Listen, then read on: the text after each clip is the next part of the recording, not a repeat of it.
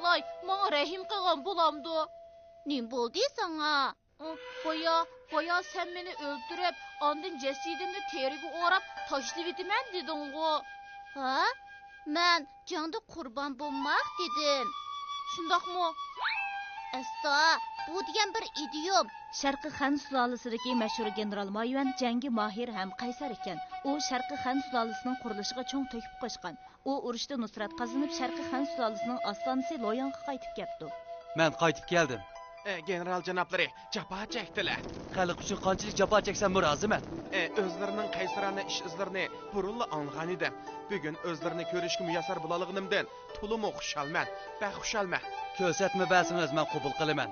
Ammo boshqalarning menga xushamat qilishini faqat yoqtirmayman. Bu Qanudi zaman sizniki Lubodi bilan men o'xshashli general. Ammo ikkimizning ko'rsatgan xizmatimizning farqi nihoyat cho'ng.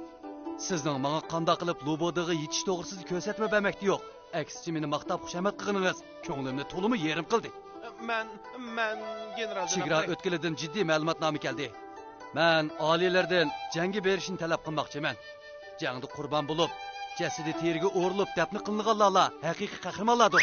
Janoblari haqiqatan bu qahramon degan nomga munosib kellar. Mayuan 62 yoshga kirgan yili Wolongdagi oz sonliq millatlarning atamanini to'plan ko'tiribdi. Shuning bilan podshoh Guangwu lashkar tortib jazo yurish qilibdi. Natijada bu qo'shin to'planchilar tarafidan talpikib mag'lub bo'ldi. Bu jiddiy paytda birasining bosh bo'lib qo'shinni tartibga solishi to'liq zarur edi. Guangwudagi ko'nglida Mayuan yashinib qoldi. Jangga chiqsa xotirjam bo'lolmayman deb o'ylabdi. Oliylari, men lashkar tortib jangga chiqishni talab qilaman. Siz 62 yoshga kirdingiz. Demak, yashinib qoldingiz. Oliylari, men yashinib qolganim bilan texi mag'durumdan ketganim yo'q. Ishonmasizlar, o'zlariga mahorat ko'rsatib beray. Bo'ldi, sizning vatan yo'lda jon pido qilishdimi yanmaydigan bu ro'yingiz meni baxtli ta'sirlantirdi. Amsa siz bering. Oliylarining menga ishonganiga ashqallar.